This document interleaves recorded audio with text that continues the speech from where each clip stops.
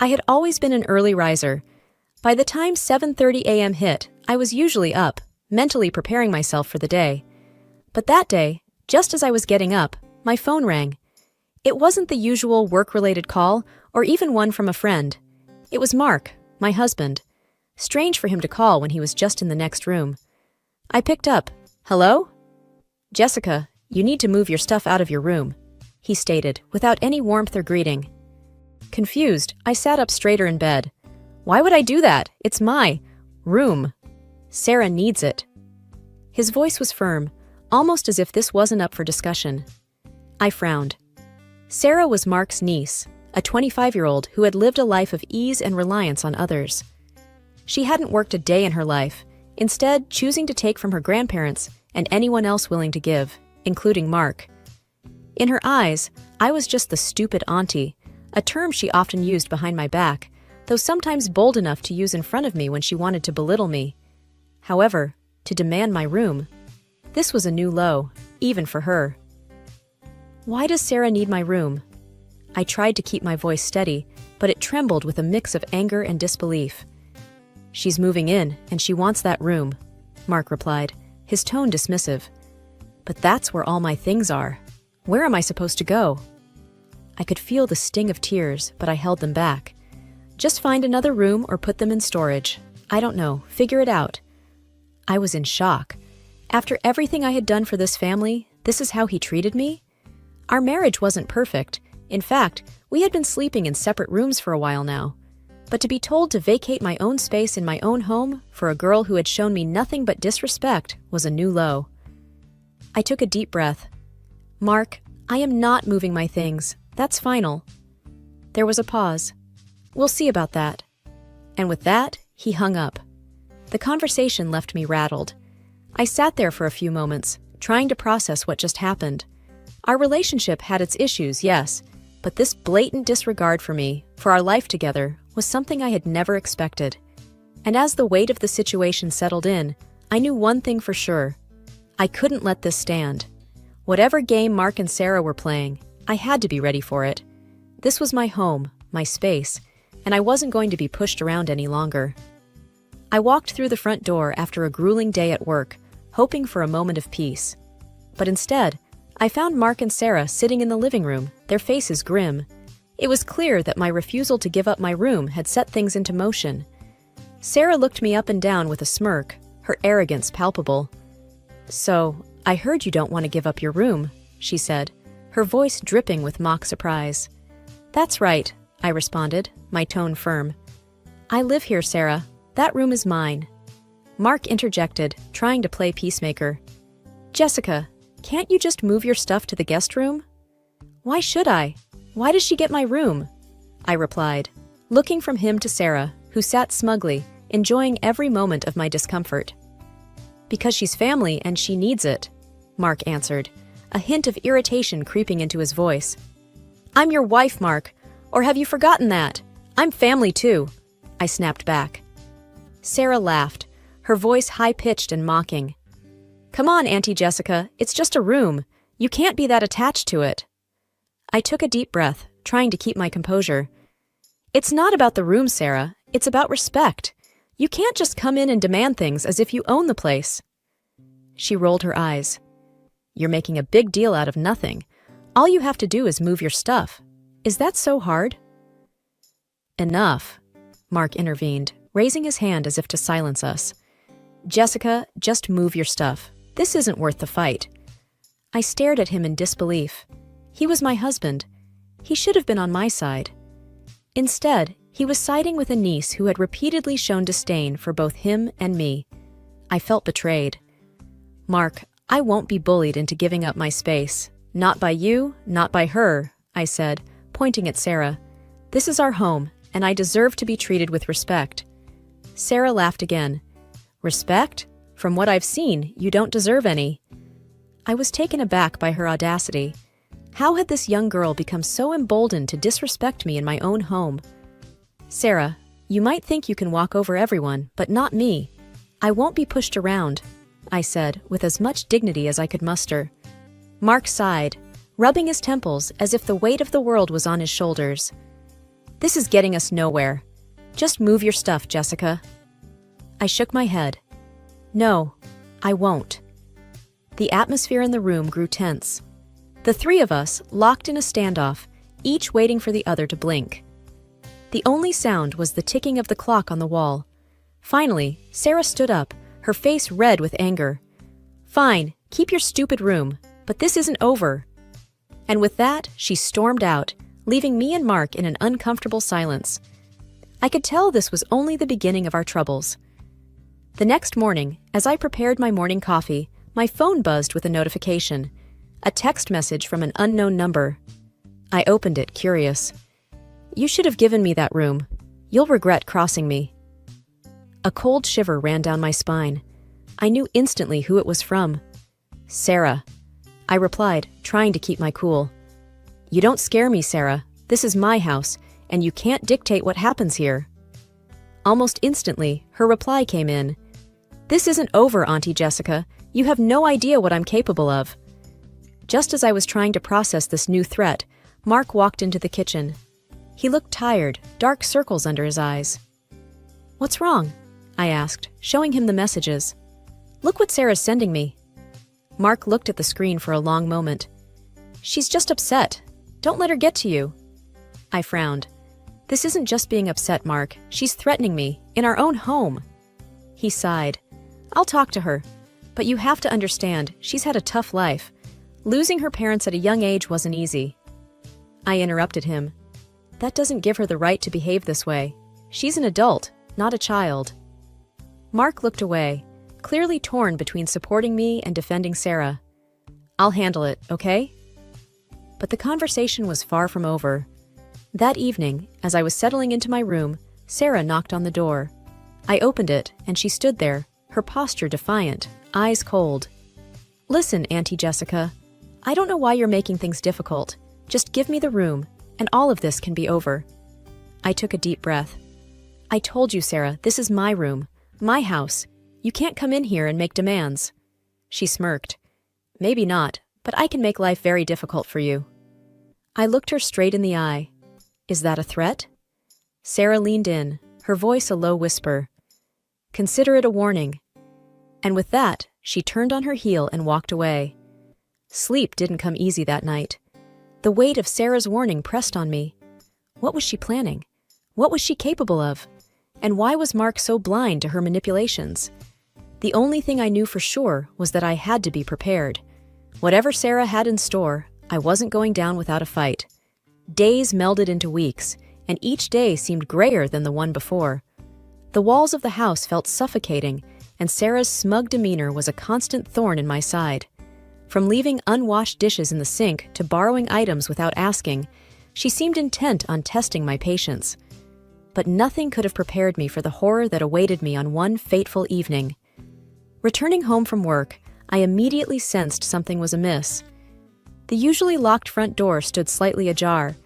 Hesitantly, I pushed it open, half expecting to find a robbery in progress. The living room was untouched, but a trail of torn fabric leading upstairs caught my attention. Swallowing the lump in my throat, I followed the trail to my bedroom. The sight that greeted me was heart-wrenching. My clothes, years of curated outfits, gifts, and personal memories, all cut up and strewn carelessly around. The violation of my personal space was a feeling I couldn't describe. Jessica, what did you do? I heard Mark's voice behind me, dripping with accusation. What did I do? I turned, a mix of disbelief and anger. Your niece did this. Sarah appeared beside him, feigning innocence.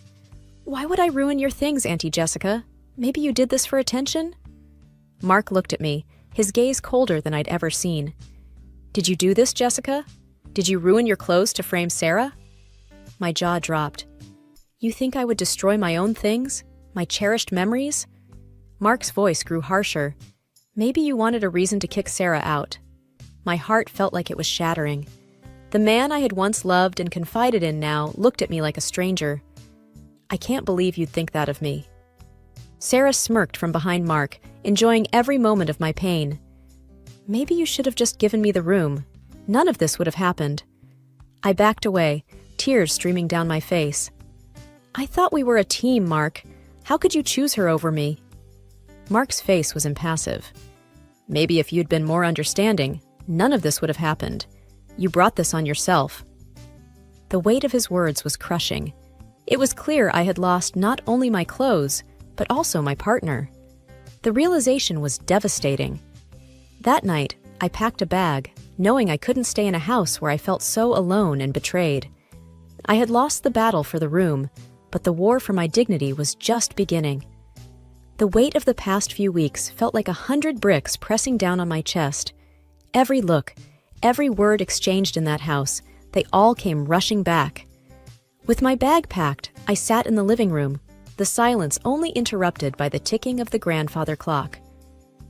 As I waited for a taxi, the realization hit me. This wasn't just about a room, my clothes, or even Sarah. It was about respect, trust, and my place in this family. My phone buzzed, a call from Lisa, my best friend. "Hey, Jess," she said, her voice filled with concern. "I heard what happened. Are you okay?" "I don't know," I replied, trying to keep my voice steady. "I feel so lost, Lisa. I never thought Mark would turn on me like this." Lisa sighed. "Sometimes, people show their true colors when faced with difficult situations.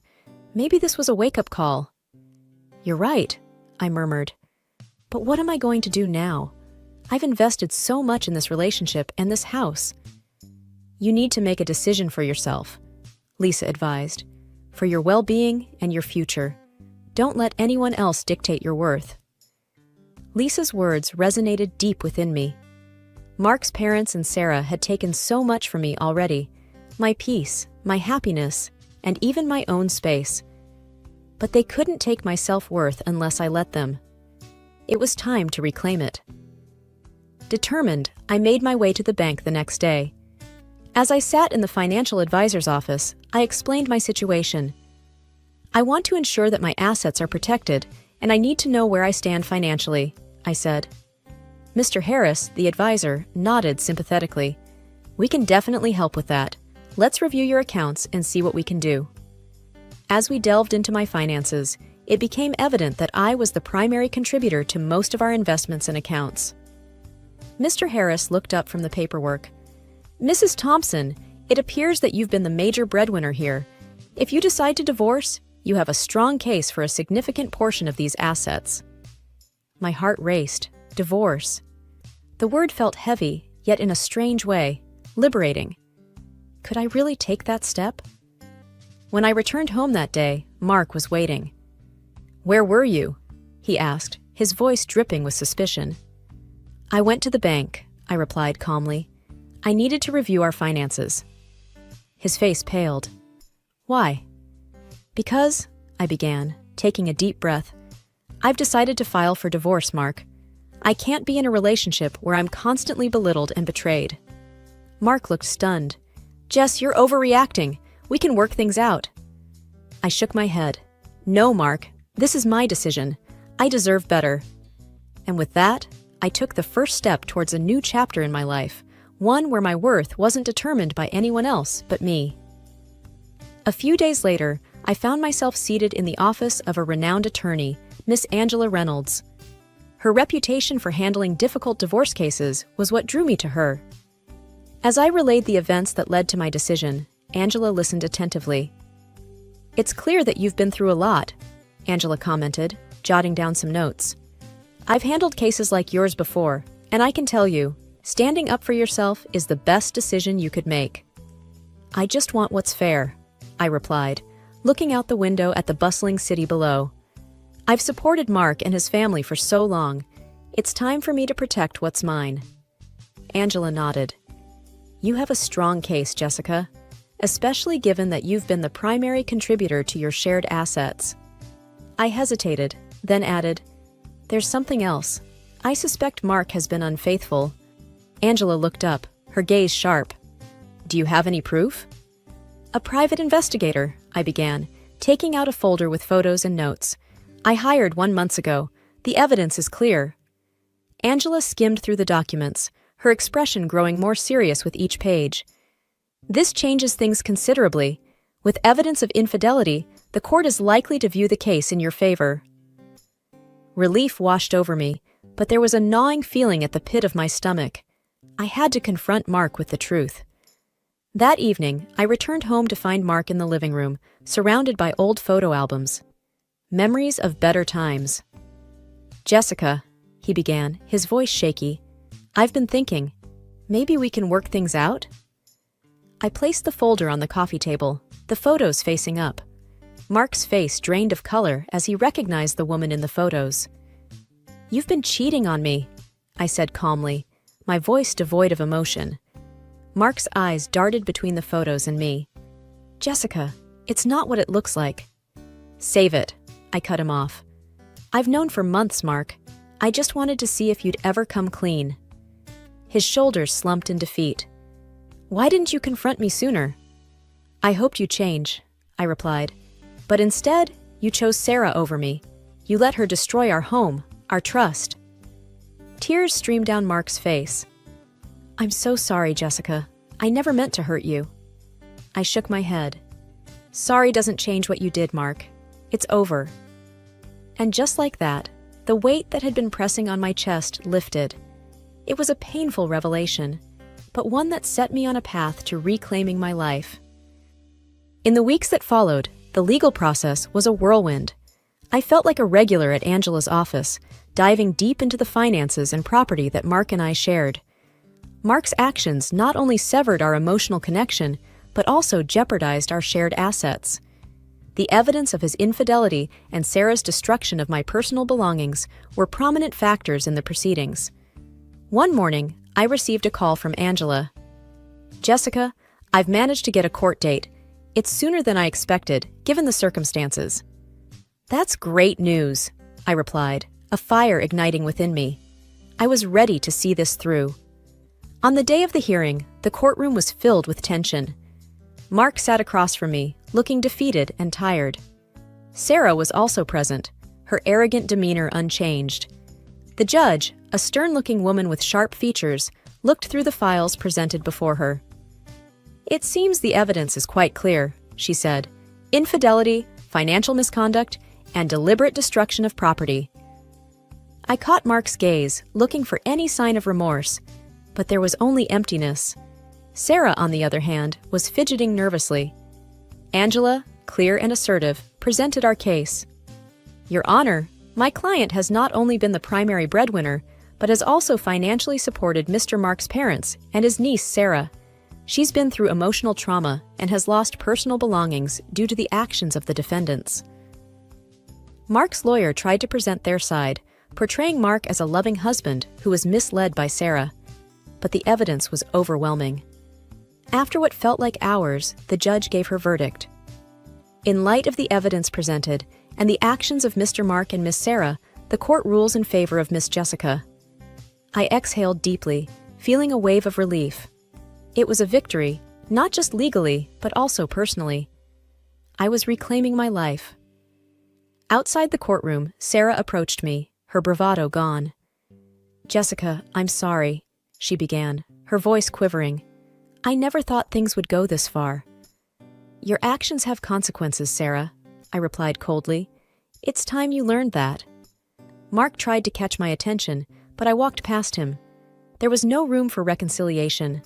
I had given him chances before, and he had thrown them away. It was time for both of us to face the outcomes of our choices. Retribution, it seemed, was finally mine. Spring's rejuvenating spirit mirrored the changes in my life. Gone were the gloomy days in the big, suffocating house. Now, I enjoyed the city views from a modern apartment, a fresh start, and a place of my own. My morning routine was interrupted by a call. An unfamiliar number flashed on the screen, but I had a hunch. Taking a deep breath, I answered, "Jessica, it's me, Mark." I stiffened. "Why are you calling, Mark?" His voice, a mix of desperation and hope, came through. "Things have changed, Jessica. I realize now how wrong I was. Everything's fallen apart since you left. I was wondering—" "Get to the point," I said curtly. "I need you, Jessica," he blurted out. "Financially, everything's a disaster. Sarah took advantage of my bank accounts, ran up huge debts. We had to move in with my parents. They sold the house to cover her debts and now we're all squeezed together, constantly fighting over money. A bitter smile formed on my lips. So you're calling because you want help? Money?